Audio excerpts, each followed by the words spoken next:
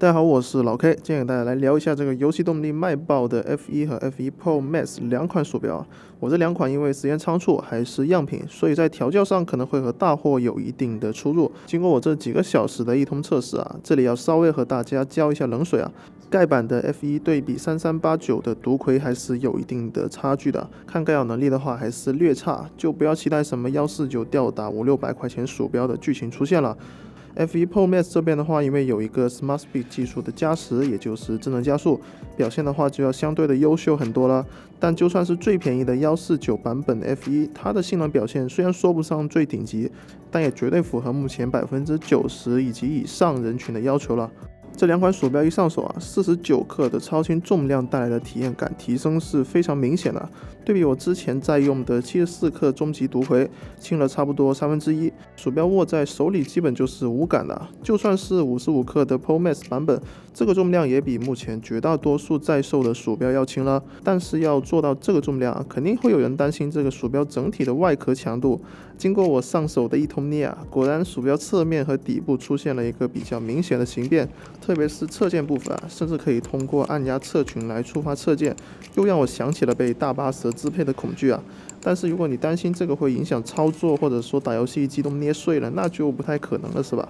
起码我两只手一起上是捏不碎的，打游戏的话也不会用这么大力去捏这个鼠标。如果你是练了几年功，那就当我没说。鼠标的模具方面啊，左右对称，长121，宽63.5，高37.6毫米。捏住鼠标中心的部分 ，F1 盖板的重心会略微靠前 ，Pro Max 的话左右重心做得非常平衡。这个模具可能会有人觉得看着像狗屁王，实际上对比狗屁王长度和背高都是要短一截的，整体是偏矮胖的。在头部位置会有一个比较明显的变宽，而且引导槽做得非常深了，对于手指会有一个非常明显的限制。在鼠标的左右两侧没有帮助握持的曲线，在使用的过程中啊，无名指会情不自禁的和鼠标垫产生一定的摩擦。侧键的话做了方便按压的飘出，大拇指末端正好可以覆盖最远处侧键2/3的长度，是一个非常甜点的位置啊。实际的使用中，无论是切香还是下蹲，都可以快速定位到按键位置。合适的手型方面，如果说用狗屁王会让我情不自禁的趴握，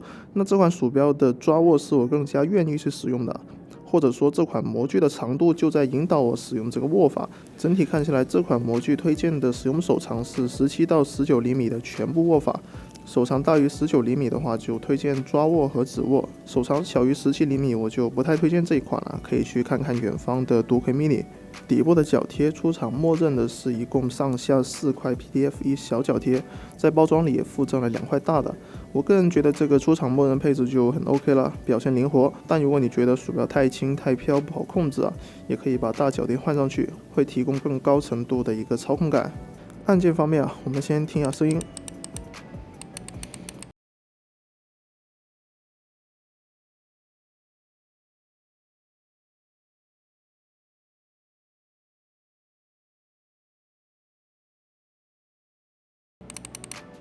凯华的黑金曼巴微动表现我是非常喜欢的，反馈感明显，除开声音略大不太适合在宿舍里使用之外，手感基本上是吊着我的独魁光微动打了。在空间层的控制上也非常不错，基本上稍微按压一点就可以触碰到微动并且触发，和带预按压的狗屁王相比也是可以打得有来有回。这一点无论是盖板的 F1还是高配版的 Pro Max 表现都是一样的，游戏动力并没有在微动下刀子，这点还是非常明智的。滚轮方面，24个不仅清晰，因为鼠标中键有一定的抬升，所以滚轮凸起的部分就显得比较矮，一次可以滑动的行程会短，但换来就是更加顺滑的操控体验。在游戏中用到滚轮的场景，操作会更加的顺滑，只能说游戏动力确实是懂游戏的。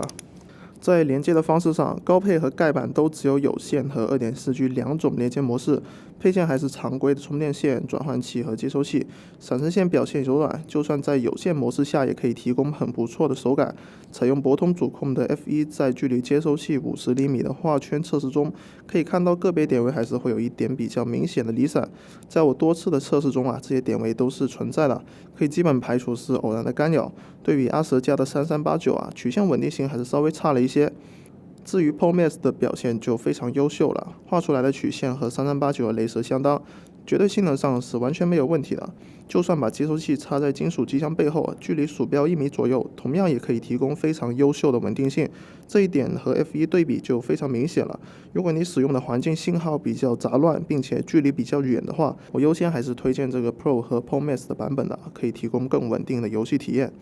驱动的话就还没有太大参考价值了，目前的话只有一个公版的驱动给到我，并且只有 F1 版本的，高配的话都要等下个星期。驱动内置的功能有改键 DPI， 还有一些直线波纹修正这些常规的功能根据游戏动力那边说会在以后更新成自主研发的驱动，在功能的丰富程度上肯定会比这个公版驱动更好了，就希望这个饼我可以早日吃上吧。最后简单拆一下这个鼠标底部有4颗螺丝，把脚贴撕开之后就可以看到了。把螺丝卸下来之后，顶开底部的卡扣就可以非常轻松的分离上下盖。可以看到在上盖周围还是有做一点加强筋的，但整体的强度依旧是不高，很容易产生变形。上盖部分的侧键通过一根排线和底壳连接，这边的黑金曼巴微动和宣传图上的颜色会有一点出入，可能是美工的一点小失误。右侧的电池部分，我拆的这个 F1 是250毫安的，官方宣传可以提供40个小时的续航。Pro Max 的话是500毫安，可以用130个小时，这也是高配和盖板一个比较明显的区分点。编码器是凯华的 GH2，底下的话是3395的传感器和主攻芯片，还是相当简洁明了的。整体的内部结构大家也可以简单的打个分。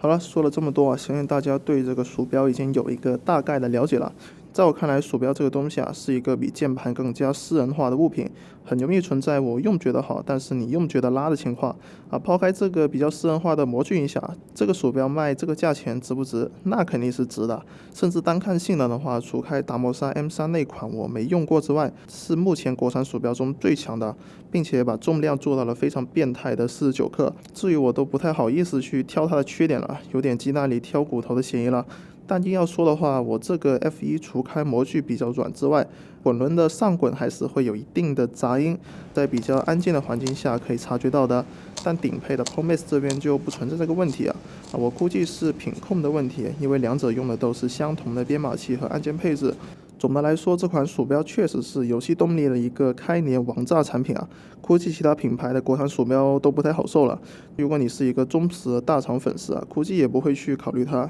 因为鼠标这个东西相对键盘来说，消费者对于品牌的粘性还是蛮高的。可能你会图新鲜去买一个来玩但是如果长久用，起码我个人还是会去选择一个我更加熟悉的品牌。好了，那这本期视频的全部内容，感谢大家观看，我们下期视频再见，拜拜。